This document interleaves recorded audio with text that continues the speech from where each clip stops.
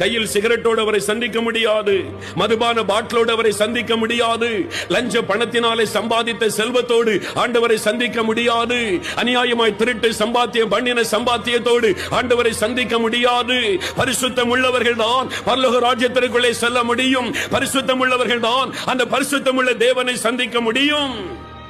ஏனென்றால் அவர் பரிசுத்தம் உள்ளவர்.